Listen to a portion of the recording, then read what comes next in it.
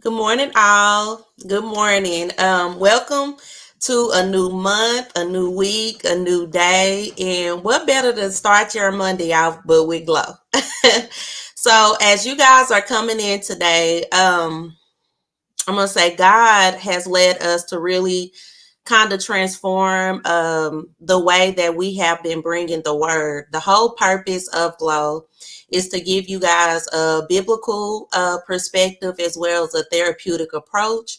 So today we're starting not something that's really new because this is what Glow has been doing, but we really want to show all that listen to us what Glow is and what Glow is about. As three licensed professional counselors, Glow emphasis God, love, order, and wisdom. So, starting today, we're going to give you what God has led us to share, and we're going to do that with love, order, and wisdom. Uh, Today's title is The Power of Letting Go. And I want to proceed that today by stating, as therapists, anything that you all have went through or going through, we know that's hard to adjust to. We know the emotions, the feelings, the mental barriers at times when we're faced with life challenges. And today we're simply going to share approaches with you all on why it's important to let go. We're not minimizing your feelings, your emotions about any situations that you have been through or what you're walking through at this moment. But it is important in this season that we let go of things because of what is to come. Um, when I prayed about this, when I talked to God about this, He wanted me to start by simply giving you the meaning of today. And today is at this very moment. So, not today doesn't mean yesterday, and it doesn't mean tomorrow. God is specifically saying why you have to let go of something today. So, the first thing that I want to share is we have to prepare for what is to come. For the body of Christ, but also the world. I'll give you the example of COVID. When COVID hit, the world wasn't prepared. As therapists, we had the most clients. I think I can share for all three of us. We had the most clients that we had ever had our entire career. Nobody was prepared for such a life change, something that happened drastically. But what if we share with you what is really true to come? That it is something that is going to hit this world that we have to be prepared for. From the standpoint in which everybody is in today, we are really ill prepared. We're really not equipped physically, mentally, emotionally, or spiritually. And this is why it's important that we get the tools that we need now for what's to come, but also we have to let go of what we've been holding on to from the past. Also, holding on will not let you receive what you need now.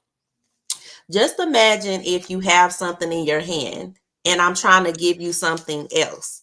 You're not going to be able to grab onto what I'm giving you if you have something in your hands. I want you to think about the things that have been really hindering you in your life today.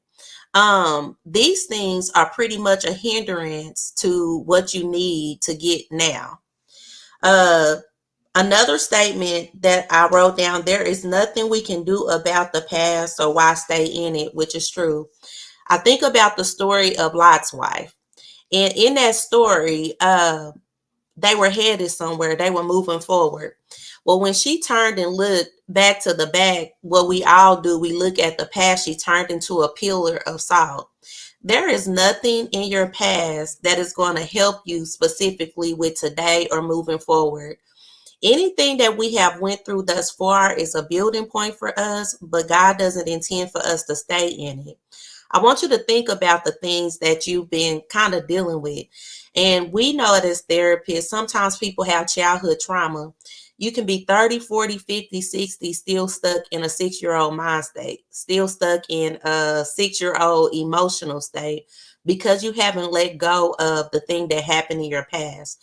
This is not a time where we can really prepare for ourselves to be stuck. This is a time where we need to get what we need and prepare for what God has for us all in the future. The last thing I'll share as far as a statement on the power of letting go. Let go of anything that holds you back. And I want to first come from a biblical standpoint on today. I'm reading out of Luke 14:25 to 27 in a message version. And it says, one day, when large groups of people were walking along with him, Jesus turned and told them, anyone who comes to me but refuses to let go of father, mother, spouse, children, brothers, sisters, yes, even one's own self, can't be my disciple. Anyone who won't shoulder his own cross and follow behind me can't be my disciple. This is important. And what Jesus is saying is not in a real sense that you have to let go of everything and everyone. But what he says is when you're moving forward, it's going to be a sacrifice. You're going to have to let go of things that are hindering you.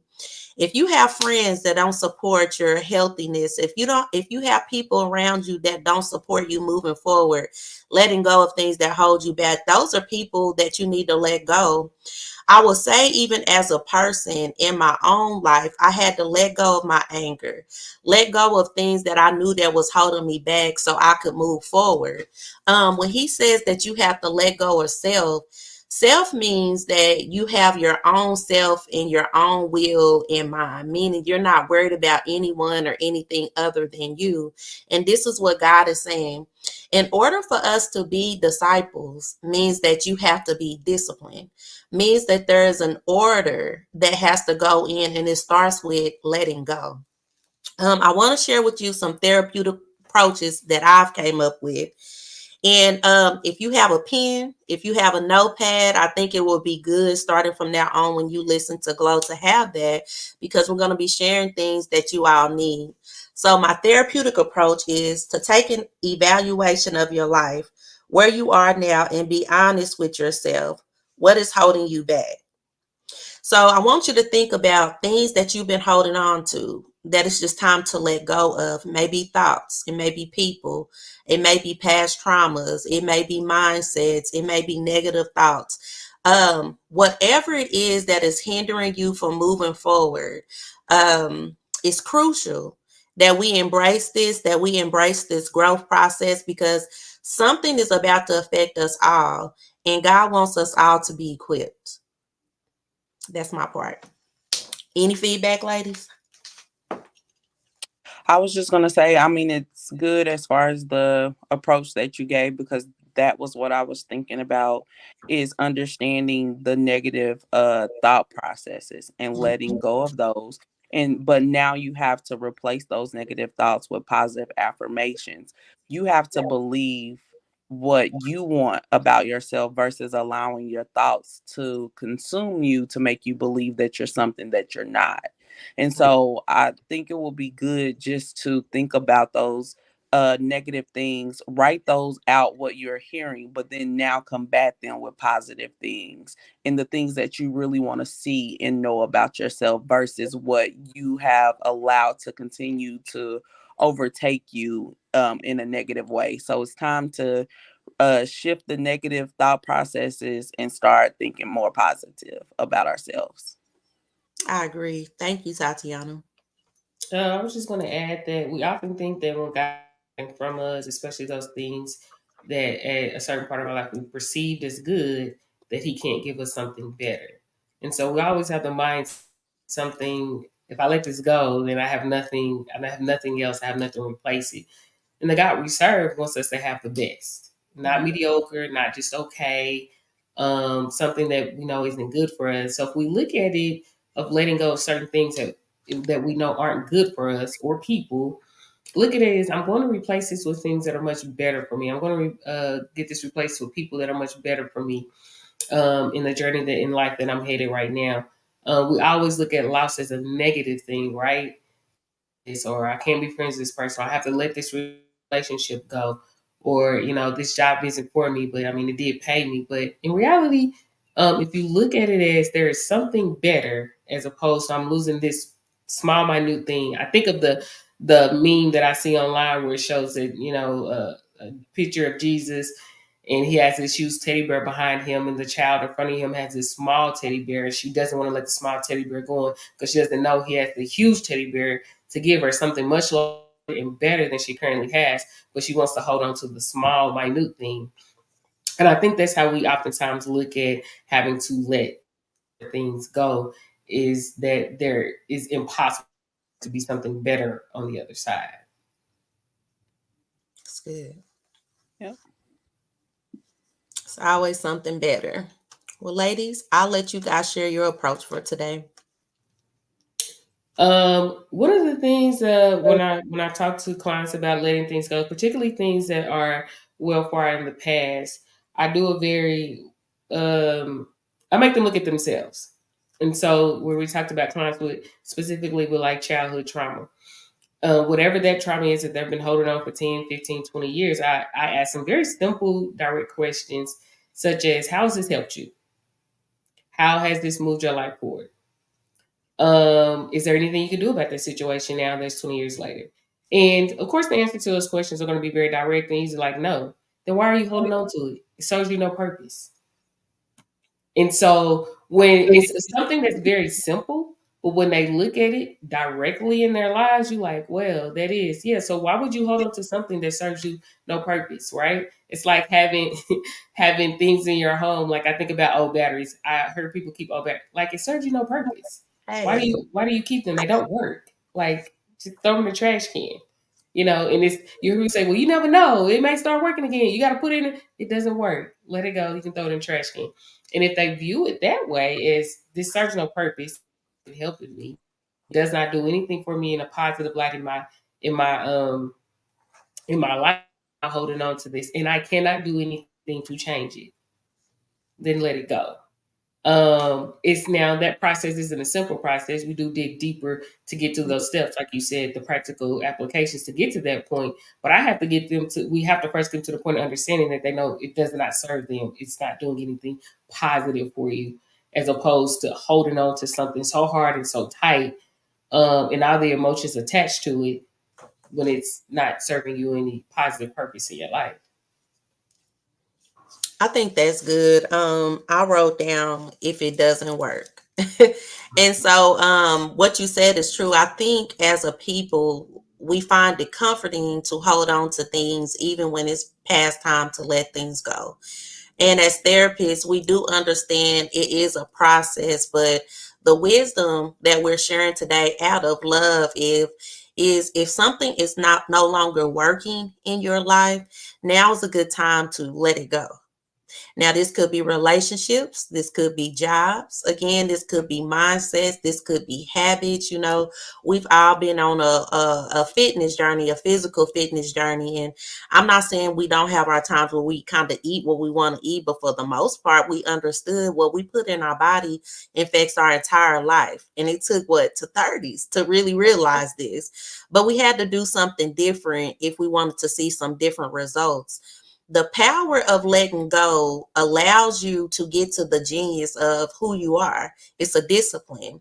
And I think this is what, no, I know this is what we're seeing in the world. It's a lack of true discipline. When you become disciplined, you know, in every area of your life, you really, really become who God has created you to be. But it's a process and it takes work. And this is what we're sharing, things that actually work. Yep. I agree. I was just gonna say, to piggyback a little bit off what you were saying as far as the physical aspect. When Darnisha and I were younger, we ran track, and so when we were younger, we could eat pretty much anything we wanted to, and we wouldn't gain weight. But that was because we were, burning calories and just playing and enjoying life. We were young, right? And so now, obviously, being older is just like, oh, this weight is sticking. But Mhm. now I can't eat what I want to eat. So if it's not working for me, as far as like, okay, if I keep eating what I want to eat, that means I'm going to continue to gain weight, Mhm. and the pounds aren't just going to fall off. But now I got to be disciplined in what I'm feeding myself. It's the same thing as far as just within our bodies and our minds. What are you feeding yourself? It's What are good. you watching? What are you listening to? Um, you know, we have to be careful about what we're taking in, and not even just from a food standpoint, but just as far as from what are we watching on TV, what are we listening to as far as music, and also what are we actually just allowing others to speak into our lives as well. And so we Mhm. have to just be careful about the things that we are letting in, because you can't let go of what you keep allowing yourself to digest. So you have to let go of the things that you are allowing in, so you can now get rid of and truly filter the right things through. And so in order to let go, you gotta truly just be aware of what is around you, what's speaking into your life, and everything, who's speaking into your life. And be careful of the motives and the mindsets of others as well, because we adopt and we will take on others beliefs and morals and all those things, and we'll begin to say we this way and we were never that way before. But because now we have adapted to what's been around us or what we've been listening to, now we are believing that we're that way. So we just have to be careful when we're allowing these things around us. Mhm. I agree. It change anything that we're doing in therapy requires change, and we all know change is difficult. But it is the longer you wait to change certain things in your life, it keeps you on a path that can really be detrimental to you. We talk about the 40-year journey and how that was supposed to be 40 days and it turned to 40 years Mhm. because of their unwillingness to change. They have been in an environment and a mind frame for so long that they couldn't see something better on the other side. And we often do that in our personal lives. And something else that we often, I don't know about you guys, but I've often got with clients, or when they're wanting to change certain things in their life, they go, well, the what ifs. Well, what if I can't do this anymore? Or what if I can't hang out with this person? Or what if this potentially ends this relationship? The what ifs that people normally ask. And I say, well, how much do you value yourself? Mm. You know, um, how much you value yourself also determines making those changes too, because people will tend to be someone else or give their self lack in order to maintain relationships or things. You must understand that in order to change, it takes valuing yourself. Um, and what I find with people who struggle with change the most is it's usually a lack of value there. In order to make you a priority, to change the things in your life that are good for you, means that if it's a person thing like a significant other who's used to you doing things a certain way because obviously they probably benefit in some capacity, and now you're choosing to change, it and they don't like that. And so I go back to that question: how much do you value you? This is important for you, to make your life happier, to make you expound on your relationship with God, to make you be in a position better for yourself, your children, your spouse, maybe business, whatever that looks like. It benefits you. So making sure that in this process that we learn to value ourselves, and that's in a lot of adults walking around here, 30s and 40s, 50s, are do not value themselves. Yeah. Yeah. I was gonna say fear. I feel like a lot of it is rooted in fear, which Mm-hmm. obviously is what I talked about with anxiety. A Mhm. lot of it is a fear of letting go, because if I Mm-hmm. let go, right, then it's the fear of the unknown of what's on the other side Mm-hmm. of it. Mm-hmm. And so we have to now be mindful and go back to, okay, well, what is the root cause of fear? Where did the fear come from? And so once we start digging up the roots of the things, then we will be able to see things more clear. And guess what? I'm not letting go of Johnny because I'm afraid that I won't find love. But here's the thing, it's you're not even being loved correctly. Mm-hmm. And so you're afraid of actually, being loved correctly. And so just going back to those things or whatever, we have to be mindful of where the root problem is. And I was gonna say when you said that of letting go of people, I've been divorced since what 2017, and Mhm. up until that point, since I was in high school, I had been in relationships with somebody. I didn't know Gail. What I love, I relinquish my fear to God in the sense of I'm gonna love myself. This has been the best journey of my life as far as getting to know me outside of another person. And it took for me to let go of what I thought I needed. Who we all really need is God and ourselves first before we can ever attach ourselves to another person. What Mhm. Darnisha said is really important. It goes back to self. In therapy, it doesn't matter what actually led you to counseling, you working on you. That's it. A lot of times people come expecting us to work on those other people, but no, you have to talk to you and self-reflect as to why you attach yourself to that type of person. It goes Mhm. back to you. There truly is the power of letting go and breaking the fear off of yourself. The acronym for fear, what I love to use, is false evidence appearing real. What are you fearful of and you don't even know if it's true or not? you know and so let go and actually put it to test. Was it better for me to stay there or was it not? And the truth is anything that was meant for you will come back. Mhm. I think that's good. That's good. Definitely, fear plays a huge part. Fear plays a part of people not really going to seek out counseling to begin with, and we can all attest to that. But like you said, Gail, really good about we're having to ask people like, well, you haven't even tried it. Right. You've been living this life for the last decade or 2 decades, and you haven't let anybody go or things or bad habits, and it has not led your life to being where you would like it to be, or where it should be, or where maybe God is trying to take you because you're unwilling to let things go. I equate it to like God just gave me this analogy like spring cleaning. You Oh know my what I mean? thinking about hoarding, but Yeah. you was So on the same little thought process. Yes. yeah, like spring cleaning. So if for those of you who do spring cleaning once a year, once every other year, yada yada yada, as somebody who uh tries to do it as often as I can, I was just talking about doing it.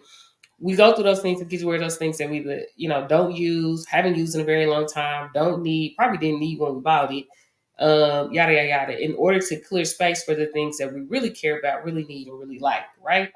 So if you look at your life like that, you need to clear space for things that are really good for you, that are healthy, that can get you closer to God, that is on the path that you're currently on in life. Because let's be honest, we go through phases in life. We're not the same women we were in our 20s. And so now the current path that you're on, do these people fit the current path that you're on? Are they able to grow with you? Because you do have friendships that can last forever and they are able to grow with you as who you are. And then you have friendships that's not going to be the case. They're going to remain who they are um, for the remainder of who they choose to be that way. And you're going to have to leave them behind. And that's why I equate to kind of like spring cleaning. Things that in your life that you no longer need, no longer serve you, relationships that haven't been good for a long time, letting those people go. Habits that have not served you, that are not good for you, that are not maybe not good for your mind or your body. So we talk about, using healthy things like smoking and things like that. I don't think I know anybody who's just now started smoking. Everybody I know who's smoking, I'm older, so been smoking for a long time. Even if they know that habit is bad, they still do it. And Mm-hmm. so you think about that in your life, do an assessment. And for most of us, it's more than just a spring cleaning thing. We probably things that we should let go years ago. And assessing that in your life and how beneficial it is to your life overall. The what I need in my life now at this stage is definitely not the same of what I probably required. Some of the things I definitely would have been great to have at that stage, but my requirement and the things I need in my life in this stage are different. So you can't give me what you would have really been to give me 5 years ago because it's not going to work. Those things and those requirements and those things I will allow in my life 5 years ago is not what I will allow and require in my life now. And we have to, that's a personal assessment. I can't tell you what you need. You need to assess your personal life and figure out what am I willing to let go of in order to be the person that God has created me to be at this stage in my life. Hmm. Yep, that's good. I was just gonna add to that as far as when it comes to letting go, just understanding that it's okay to change as far as and stop speaking this is me, this is just who I am. Mm-hmm. And changing that narrative, because if you are stuck in this is me and this is just who I am, you'll never actually become who you were destined to be. And so if you want better in life, you have to believe that better can happen to you. And so a lot of times we hold on to the things is because we've settled in those things and we believe that that's the best that we can have in those moments of life. And so we just have to be careful at what we're even believing that we can have in life. If you want to be a business owner, you can be a business owner. But if you are not taking any steps, or if you're not even willing to be open up to learn more about business, then how can you own something? And so we just have to be careful, to, what we're thinking in the process is, we have to let go of the old mindsets, the old way of doing things. What worked for mama them and big mama them back in the day does not work in 2024. It Let does not. that stuff go. And it's okay. You You don't gotta have understand it's okay. you don't have to keep holding on to those things because it worked. And guess what? It didn't work for them. True. Truthfully, it didn't work for them. And so now we're carrying on and taking the things into our lives, and now we're passing it down to our children. And it didn't even work back then. So if we want to most definitely see change come, we have to let go of even the traditions or the mindsets of the culture that we saw in the environments that we grew up in back then. Mm-hmm. Mm-hmm. Yeah, I was just gonna say that, Tatiana. I mean, I'm gonna just keep talking about weight loss this thing I'm working on. But for years I didn't have a problem with how I looked because, attractive wise, like I didn't have no problem attracting that. But then I had to even think like, what am I attracting? And Mhm. it wasn't the best men, but then I had to go back to me. I'm not putting forth my best effort towards myself. Right. And when I started working on myself, I started attracting better. We as a society, right? We put all these high expectations on other people, but what are you doing and where's the expectation even for yourself? Yep. And so I can't expect nobody to give me their best if I'm not doing the best I can for myself. It's unfair. Yeah. So even what you were saying, Tatiana, this is a season 2024 where it's like, I mean, mediocrity, and if you want to be better, you have to break this cycle of just doing just enough to get by Yep. or just settling for what you can get. It's a mindset thing. If you Mhm. think lesser than yourself, you're always going to get lesser than. And Yep. I truly believe that nobody wants that. It's just what we choose to settle for based off what we've been through. Again, this is why the while we're speaking up about the need for counseling, therapy, and all of these things, because of things that people have went through, you think that's what you deserve or that's the best you can get, and that's a lie. But it does require work to get to the other side of those mindsets and those behaviors. Yep. I agree. Yep. Yep. Definitely. I think that was important to know too about previous generations because we tend to take on what we've seen because that's what we've been taught, right?